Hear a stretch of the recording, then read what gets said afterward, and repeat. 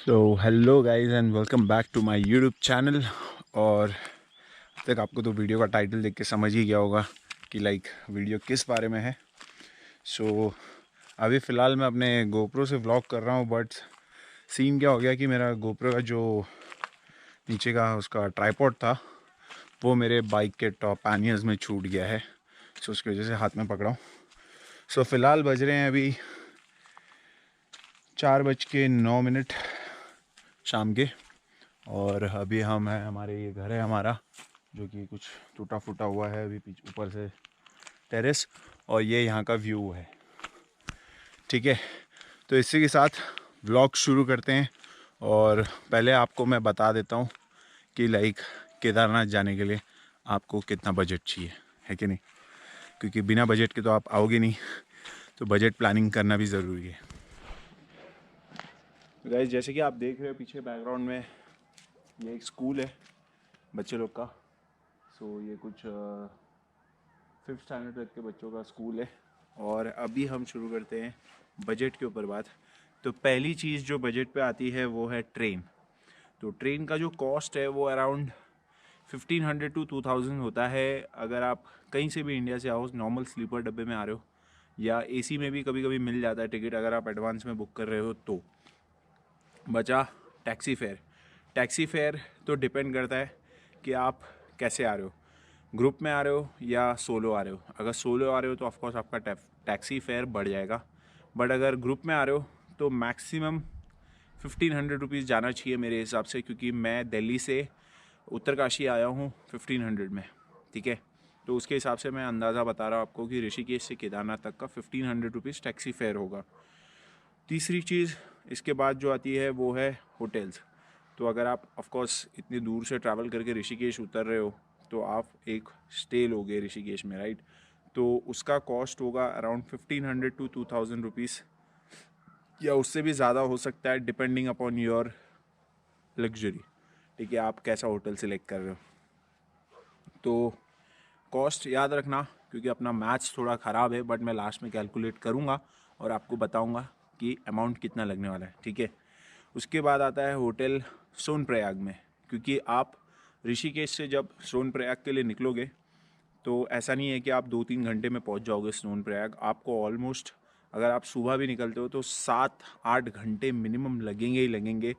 Maximum और भी जा सकता है, बिकॉज आप रास्ते में कुछ खाने के लिए रुकाओगे या कुछ जो भी करने के लिए आपको रुकाओगे, लू ब्रेक, ये ब्रेक, वो ब्रेक, ऐसे आप रुका दोगे फ़ोटोज़ खींचने के लिए, क्योंकि बीच में ऐसे ऐसे रूट्स हैं ना कि आप फ़ोटो खींचने के लिए तो पागल हो जाओगे।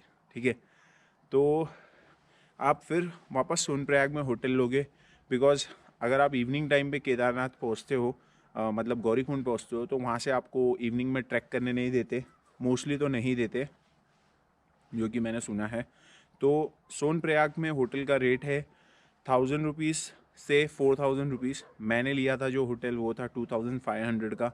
डिपेंडिंग अपॉन योर बजट आप होटल सिलेक्ट कर सकते हो और स्टे कर सकते हो। ठीक है, तो मैं 2500 रुपये पकड़ रहा हूँ, और आप लोग आपके हिसाब से आप पकड़ लेना कि आपको कौन सा होटल चाहिए। फिर उसके बाद जो होटल आता है वो आता है केदारनाथ में। केदारनाथ में जो होटल होगा उसका कॉस्ट पर पर्सन 1000 रुपीज़ से 3000 रुपीज़ तक जा सकता है पर पर्सन। हाँ, बिकॉज अगर आप नॉर्मल रूम ले रहे हो तो उसमें मैं और मेरे डैड गए थे, तो उसमें हम लोग को 3000 देना पड़ा था पर पर्सन का, मतलब 1500 रुपीज़। और जो 5 बंकर्स वाला था उसमें कुछ 5000 था, मतलब 1000 रुपीज़ पर बेड। ठीक है, 5 पीपल। अब रही बात खाने की, तो खाना जो है वो तो आप अपने हिसाब से खाओगे, आपको जो खाना है आप उसके हिसाब से स्पेंड करोगे, राइट। बट मैं आपको सोनप्रयाग और केदारनाथ में खाने के बारे में बता देता हूँ, बिकॉज वहाँ पे आपको कोई वैरायटी नहीं मिलेगी। वहाँ पे आपको जो है वही मिलेगा। जैसे कि वेज वेज में आपको मिलेगा दाल चपाती, रोटी, सॉरी, दाल चावल और रोटी सब्जी। तो इसका कॉस्ट 150 से 300 रुपीज़ तक के बीच में जा सकता है पर प्लेट। ठीक है, ये हो गया टोटल कॉस्ट। अब अगर आपको लग्जरी बढ़ानी है अपनी, मतलब क्योंकि गौरीकुंड से आपको ट्रैक करना है 16 किलोमीटर का, तो अगर आपको उतना मतलब कंफर्टेबल नहीं हो ट्रैक के लिए, तो उधर 3 ऑप्शन है। या तो हेलीकॉप्टर, या तो हॉर्स या तो फिर वो पालकी जो पीठ पे बिठा के लेके जाते हैं, ठीक है। और अब हेलीकॉप्टर का मैं आपको चार्जेस बताता हूँ। तो हेलीकॉप्टर के चार्जेस है 4700 रुपीज़ पर side, sorry both the side. और हॉर्स एंड पालकी का जो भी है वो भी अराउंड 4600 रुपीज़ है। तो इसके हिसाब से आप अंदाज़ा लगा सकते हो आपका बजट क्या होना चाहिए। तो पकड़ के चलो, अगर आप विदाउट हेलीकॉप्टर या हॉर्स या पालकी के जाते हो तो आपका बजट 10,000 तक जाना चाहिए। और अगर आप उनके साथ जा रहे हो तो आपका बजट 15,000 तक पर पर्सन जाएगा मिनिमम। अगर आप उसमें बीच में कुछ कर रहे हो तो वो अलग सा सीन है। आप केदारनाथ में जाके कुछ शॉपिंग कर रहे हो, जैसे कि उधर कुछ मंदिर के सामान या मूर्ति या कुछ भी ले रहे हो, तो उसका कॉस्ट अलग है गाइस। और अब शुरू करते हैं एक्चुअल ट्रैक कैसे प्लान करना है, ठीक है। बजट तो मैंने आपको बता दिया, अब ट्रैक के बारे में बात करते हैं। आई नो ये वीडियो थोड़ा सा बड़ा हो जाएगा, बट आप थोड़ा बैकग्राउंड एंजॉय कीजिए और थोड़ा वीडियो ध्यान से देखिए, क्योंकि अगर आप थोड़ा भी पार्ट इधर उधर स्किप कर दोगे ना तो आप कुछ इंपॉर्टेंट पॉइंट मिस कर दोगे। तो गाइस प्लीज़ वीडियो पे बने रहिए। और तो गाइस केदारनाथ ट्रैक शुरू करने से पहले जो मैं आपको इम्पोर्टेंट चीज़ बताना चाहता हूँ, जो मैंने फील की वहाँ पे, वो बहुत ज़्यादा ज़रूरी है और वो आपको बहुत ज़्यादा प्रायोरिटी पे ध्यान देना है। तो वो है मेडिसिन्स। अगर आपको कोई भी तरह का प्रॉब्लम है तो प्लीज़ अपने मेडिसिन्स अपने साथ कैरी कीजिए। और एक एडवांस में एक एक्स्ट्रा मेडिसिन्स जो है वो मैं आपको बता देता हूँ। जैसे कि डाइमॉक्स, वहाँ पे आपको ऑक्सीजन के लिए हेल्प करता है, क्योंकि जैसे जैसे आप ऊपर चढ़ोगे, लाइक लास्ट के जो 5-6 किलोमीटर है, वहाँ पे आपको ऑक्सीजन का प्रॉब्लम बहुत खतरनाक वाला आने वाला है। लाइक लिटरली मैंने लोगों को ऐसे गिरते विरते हुए देख लिया है, और फंबल होके ऐसे नीचे चक्कर वक्कर आके बैठ जा रहे हैं, गिर जा रहे हैं, ठीक है।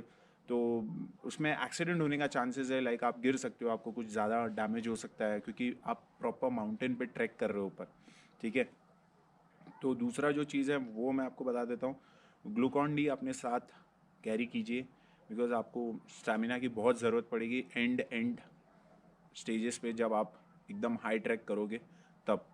और अपने साथ एनर्जी बार्स भी रख सकते हो फॉर सेफ्टी रीजंस, अगर आपको कहीं भूख लगती है या आप एकदम वीक फील कर रहे हो। बिकॉज आपको रास्ते पे मैं गारंटी देता हूँ आपको क्या मिलने वाला है, मैं आपको बता देता हूँ। आलू पराठा जो कि होगा प्रॉपर पका हुआ भी नहीं होगा, वो आधा कच्चा वच्चा रहता है, लाइक बोलते हैं ना बराबर बनाया भी नहीं रहता है वो। फिर दूसरा आपको मिलेगा मैगी। मैगी तो आई डोंट रिकमेंड कि इतना हाई एल्टीट्यूड पे आप ट्रैक कर रहे हो और मैगी खा रहे हो। वैसे आप खा सकते हो अगर आपको पसंद है तो, है कि नहीं। पसंद है तो भाई कुछ भी कर सकते हैं। और आपको मिलेगा कोल्ड ड्रिंक, ये वो सब मिलेगा। बट हाँ, अब इन सब के रेट्स भी आपको बता देता हूँ कि अगर आप एक नॉर्मल आलू पराठा भी लेने जा रहे हो तो 50 रुपीज़ का एक आलू पराठा होगा, और अगर मैगी भी लेने जा रहे हो तो 50 रुपीज़ की होगी। 10 रुपये की मैगी 50 रुपीज़ की बिक रही है, ठीक है। तो उसी हिसाब से आप अंदाज़ा लगा लो कि प्राइस डबल है। कोई भी चीज़ पकड़ो, 5 का बिस्किट 10 रुपये का है, 10 का बिस्किट 20 रुपये का है, 40 की कोल्ड ड्रिंक 80 रुपीज़ की है। तो आप इसके हिसाब से अंदाज़ा लगा लो कि आपका बजट क्या होना चाहिए रास्ते पे खाने के लिए, ठीक है। अब शुरू करते हैं ट्रैक, क्योंकि अब मैंने आपको बता दिया सबसे इम्पॉर्टेंट है मेडिसिन्स।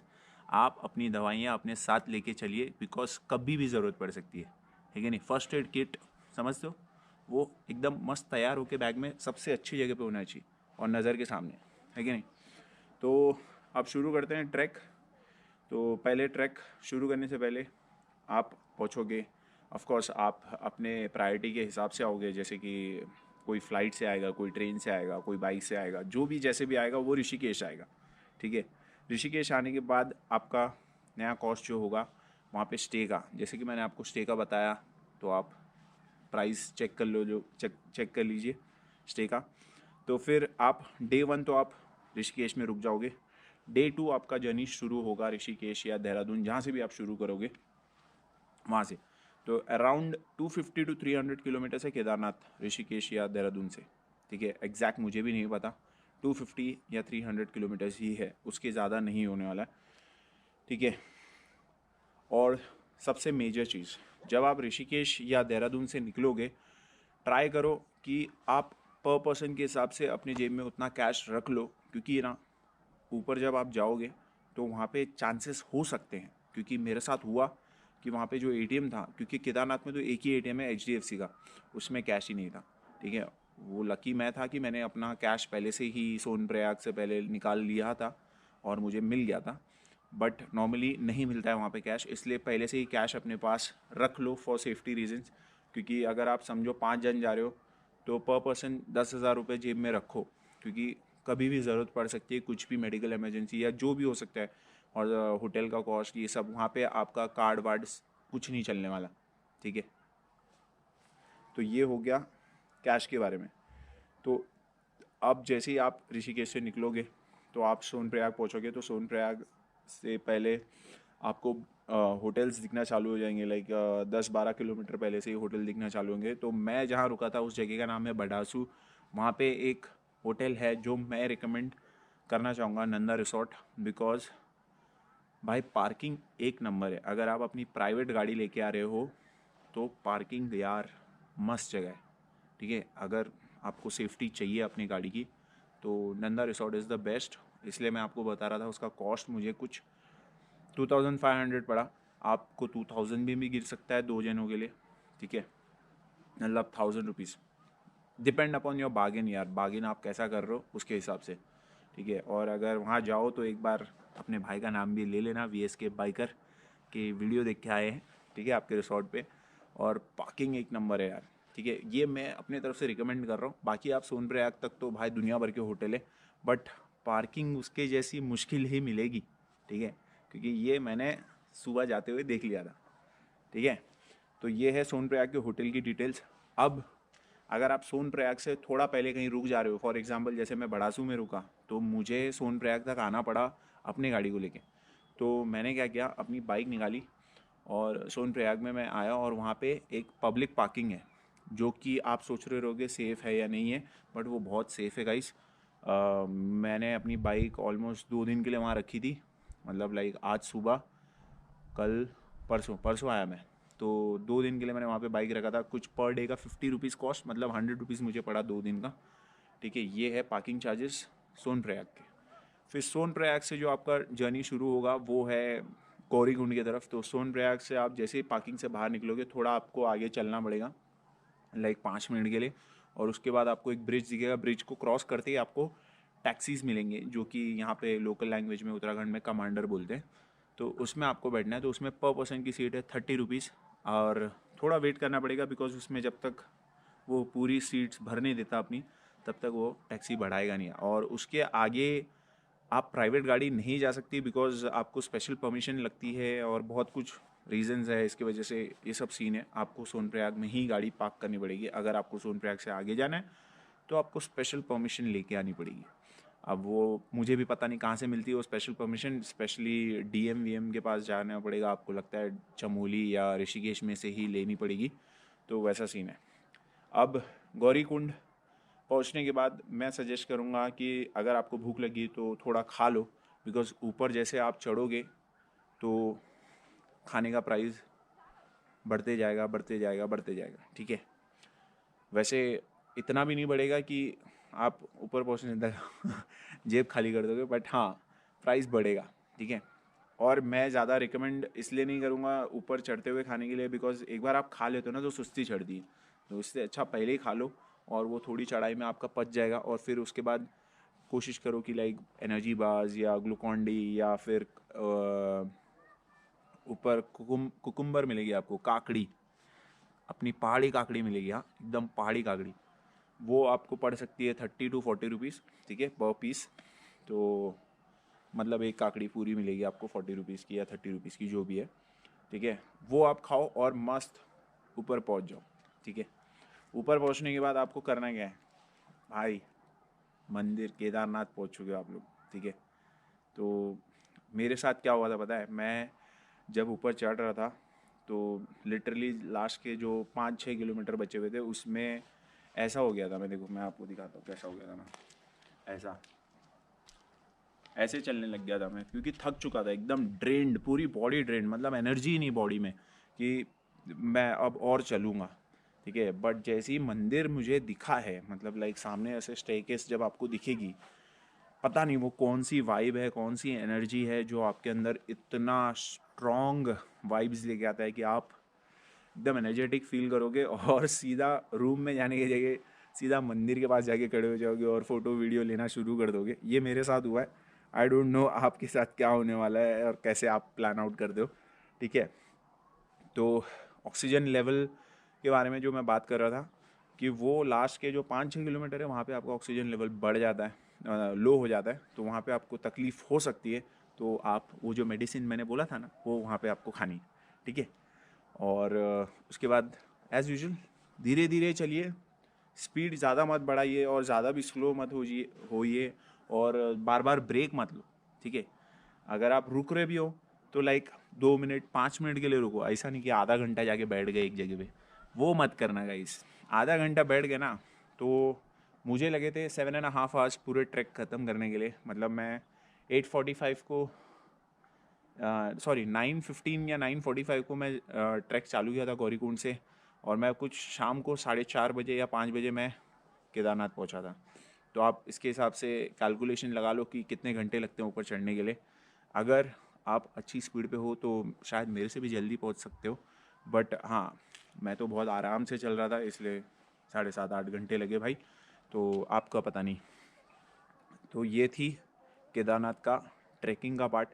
फिर आप जब ऑफ कोर्स मंदिर वंदिर का दर्शन कर लोगे तो फिर अगर आपने ऑनलाइन होटल बुक किया है तो आप अपने सीधा रूम में जाओगे, और अगर नहीं किया है तो फिर करो मेहनत जैसे मैंने की थी, बिकॉज मैंने भी ऑनलाइन बुक नहीं किया था। मैंने सोचा कि लाइक मैं वहाँ ही जाके करूँगा और वहाँ जाके करूँगा, और बहुत मेहनत लगी भाई। 3-4 होटल घूमने के बाद फाइनली एक ने बोला हाँ आ जाओ, और उसमें भी बार्गेन वो करने के लिए तैयार ही नहीं था। उसने बोल दिया 3000 मतलब 3000, तो क्या कर सकते हैं। तो वैसा करके मैंने बोला छोड़, अभी पैसा है दे दे ख़त्म कर। और इतनी ठंडी थी ना कि लिटरली मैंने वो जो सोचते हैं ना आप उनकी लाइक अरे थोड़ा तो कम कर भाई, थोड़ा तो कम कर, वो सोचने की क्षमता ही ख़त्म हो चुकी थी, क्योंकि ठंडी इतनी ज़्यादा थी कि मैं वहाँ पे 5 मिनट भी ऐसे बाहर नहीं खड़ा हो सकता था। अब मैं टेम्परेचर बता देता हूँ। अक्टूबर एंड में 31 अक्टूबर को वहाँ पे क्लाइमेट था अराउंड शाम के टाइम -2 डिग्री, और लेटर इन द नाइट -7 हुआ। उसके बाद एकदम अर्ली मॉर्निंग जब मैं आरती के टाइम आया था तभी कुछ -14 डिग्री था। तो होटल वोटल लेने के बाद अब बताता हूँ मैं आपको खाने का खर्चा, जो कि वहाँ जाने के बाद जब मैं होटल वाले को बोला कि भाई मुझे भूख लगी है तो कुछ खाने के लिए दे, तो वो है कुछ अराउंड 250 रुपीज़ मुझे पड़ा पर प्लेट। तो मतलब मैं और मेरे डैड थे तो 500 रुपीज़ हम लोग को पर प्लेट लगा। फिर हम लोग थक चुके थे, पूरे टायर्ड हो चुके थे, थोड़ा नहाना वाना था, तो हम लोग ने ठंडे पानी से तो नहा नहीं सकते, वहाँ पे हीटर नहीं होते रूम में, तो हीटर नहीं था रूम में, तो हमने गर्म पानी मंगवाया उससे होटल वाले से। तो होटल वाले ने एक बाल्टी दी 100 रुपीज़ की। तो गाइज इससे आप समझ सकते हो कि ये एडिशनल कॉस्ट है, ये आपको वहाँ जाके एकदम सरप्राइज़ कर देंगे कि 100 रुपये एक बाल्टी का है। ठीक है, मैंने लिटरली 3 बाल्टी लिए थे पानी के 300 रुपीज़। एक बाल्टी तो हमने सुबह ली थी, बट 2 बाल्टी हमने रात में ही ले ली थी to have a bath and all, क्योंकि हम बाइक चला के वहाँ पे सॉरी बाइक चला के बोल रहा हूँ, हम इतना ट्रैक करके आए थे और थक चुके थे, तो हमने बोला थोड़ा नहा लेते हैं, टायर्ड वायर्ड जो है निकल जाएगा। कैसे कैसे करके तो नहाए गर्म पानी से, और लिटरली गर्म पानी से नहाने के बाद जो रिलैक्स फीलिंग आया है। मैं सिर्फ थोड़ी देर के लिए बाहर आया था आरती में, और उसके बाद फटाक से अंदर चला गया हूँ ये सोच के कि अब सुबह आऊँगा आरती के टाइम पे। फिर मैं फाइनली अर्ली मॉर्निंग 2:30 बजे उठा हूँ, और कुछ 3-3:30 बजे मैं बाहर आ गया हूँ और आरती के लाइन में खड़ा हो गया। आरती नहीं, दर्शन के लाइन में खड़ा हुआ। आरती तो बाद में हुई, तो हमारा दर्शन हो गया था कुछ 4-4:30 बजे के टाइम पे। तो आप जितना हो सके अर्ली आने की कोशिश करो, दर्शन करने हैं आपको मंदिर के अंदर, क्योंकि बाद में अगर आप आओगे तो भीड़ आपको उतनी ज़्यादा मिलेगी। डिपेंड करता है कि आपके टाइम आप जब जा रहे हो कितना क्राउड आया हुआ है। अगर क्राउड ज़्यादा है तो आपको दर्शन करने के लिए बहुत लंबी लाइन लगेगी। मैं जब गया था तो it was like 4th last day और वीकेंड था, तो वीकेंड पे आपको भी पता है क्राउड डबल ट्रिपल 4 टाइम्स कुछ भी हो सकता है। ठीक है, अब रही दर्शन की बात। ये दर्शन हो गए, तो दर्शन के बाद हमने प्रसाद वसाद लिया था। वो कुछ हमें 250 रुपीज़ का सबसे छोटा वाला पैकेट मिला था, तो वो हमने 2 पैकेट लिए थे, तो अराउंड 500 रुपीज़ का पैकेट हो गया था। प्लस अब मैं आपको जो चीज़ बता रहा हूँ, वहाँ पे आपको पंडित लोग जो है ना अंदर, वो आपको लिटरली पूछेंगे कि आपको कोई पूजा करानी है, जल चढ़ाना है या ऐसा कुछ करना है। तो मेरे डैड ने ऐसे ही बोल दिया हाँ ठीक है हमको जल चढ़ाना है। तो डैड ने पहले पूछा फ्रेंडली कि क्या चार्ज होगा। उन्होंने बोला 500 रुपीज़ जल चढ़ाने का। लिटरली वो इतने से एक लोटे में कुछ थोड़ा पानी लेके आते गंगा जल का, और वो उधर शिवलिंग पे वो लोग हमारे साथ डालते। अब इसका एक बेनिफिट ये है कि आपको मंदिर में जब आप घुसते हो ना, तो उधर बहुत क्राउड होता है। मतलब आपको मंदिर का वो क्या बोलते हो, वो जो पत्थर है जहाँ पे आप सर मत्था टेकते हो, वहाँ पे आपको सर लगाने के लिए मतलब आपको भीड़ में बहुत लड़ना झगड़ना पड़ता है। बट अगर आपका पंडित आपके साथ है ना, तो आपको फटक से वो करने मिल जाएगा, क्योंकि वो थोड़ा भीड़ इधर 4-5 पंडित वहाँ पे जो अंदर रहते, उनको बोलता है भाई इसको करा पहले, ठीक है, ऐसा हो जाता है। बट इसका डिसएडवांटेज ये है कि आपसे लिया तो 500 ही था, बट जब वो बाहर जाएगा तो वो आपको थोड़ा मंत्र वंत्र पड़ेगा, पिंड दान, ये दान वो दान, मतलब आपके दादाजी वादाजी के बारे में पूजा वूजा कराएगा एंड ऑल, ऐसे सब बोलने लगेगा, मंत्र वंत्र पढ़ने लगेगा, और उसके बाद बोलेगा कि पंडितों के लिए भोजन दान कीजिए। तो भोजन दान में हमको बोल रहा था कि 2500 रुपये दीजिए, 2500 रुपीज़। लिटरली मैं शॉक हो गया, क्योंकि 500 रुपीज़ उसने पहले बोला और उसने बाद में 2500 मांगने लग गया। ये आपकी श्रद्धा है तो आप दे सकते हो, बट अगर आपकी श्रद्धा है ही नहीं वो अमाउंट देने की, तो आप क्यों दोगे गाइज। इसमें मतलब ये थोड़ा नेगेटिव पार्ट है वहाँ पे कि पंडित लोग बहुत डिमांडिंग है, तो आप बी अवेयर। मैं ऐसा नहीं बोलूँगा कि आप मत दो, आपकी मर्ज़ी, आपको देना है तो आपका पैसा है आप देंगे, और आपको अगर बचाना है तो आप बचाइए, है कि नहीं। पॉइंट है कि नहीं गाइज। अगर पॉइंट है तो बात कमेंट में बताइए, कि मैं अगर गलत हूँ तो मुझे बताइए कमेंट में कि कुछ प्रॉब्लम है इसमें, ठीक है। अब केदारनाथ दर्शन करने के बाद मैं गया वहाँ से भैरव मंदिर, जो कि जस्ट थोड़ा सा बाजू में ही है। ट्रैक करके अगर आप मंदिर के राइट हैंड साइड, सॉरी हाँ मंदिर ऐसा खड़ा हो, मंदिर यहाँ पे राइट हैंड साइड, हाँ राइट हैंड साइड पे अगर आप देखोगे ऊपर एक मंदिर है, आप किसी से भी पूछोगे भैरव मंदिर कहाँ है वो आपको बता देंगे, ठीक है। भैरव मंदिर जाओगे, वहाँ पे वो दर्शन वर्शन करने के बाद हमने होटल से चेकआउट किया है और हम लोग ट्रैक पे वापस नीचे निकल गए, जो कि अराउंड 4 to 5 आवर्स लगे हम लोग को नीचे आने के लिए, जबकि ऊपर आने के लिए हमको 7 से 8 घंटे लगे थे। मतलब सीधा हाफ हो गया, क्योंकि नीचे आते हुए यार तुमको पता है ना कि लाइक ग्रेविटी फटाफट नीचे खींचती है तो गाइस ऐसा सीन है। तो अगर आप नीचे आते हुए भी अगर आपको घुटनों का प्रॉब्लम है या आपको चलने में थोड़ी दिक्कत हो रही है, तो आप हॉर्स ले सकते हो, पालकी ले सकते हो, या फिर अगर आपको पहले ही आपको पता है कि आपको नहीं आना है चल के, तो आप हेलीकॉप्टर चाचा है उनको आप ले सकते हो, ठीक है। तो गाइज आई नो अभी ये वीडियो बहुत बड़ा हो गया है, और आई होप आप लोग को ये लेंदी नहीं लगा, क्योंकि ये वीडियो का सीन ऐसा है ना, अगर मैं पूरा नहीं बताता तो आपको कुछ समझ में नहीं आता। बट ये जो स्टोरी मैं आपको बता रहा हूँ, ये आपको मई 2022 में जब केदारनाथ यात्रा शुरू होगी तब आपको ये काम आएगी। बिकॉज केदारनाथ यात्रा बहुत जनों ने कर ली होगी, बट अगर आप वो हो जिसने नहीं की है और अभी आप सोच रहे हो कि आपको जाना है, तो गाइज़ ये सुनहरा मौका, और आई होप मेरी जो टिप्स मैंने जो आपको ज्ञान बांटा वो आपके कुछ काम आ जाए, ठीक है। तो गाइज़ इसी के साथ ये व्लॉग एंड कर दें, एंड मिलते हैं अभी आपको नेक्स्ट व्लॉग में। एंड अगर आपको कोई भी पॉइंट्स इसमें मैंने मिस किया है तो प्लीज़ कमेंट्स में बताइए, और अगर कुछ ज़्यादा पॉइंट्स होंगे तो मैं अलग सा वीडियो बना दूंगा, है कि नहीं। तो bye bye guys, see you soon.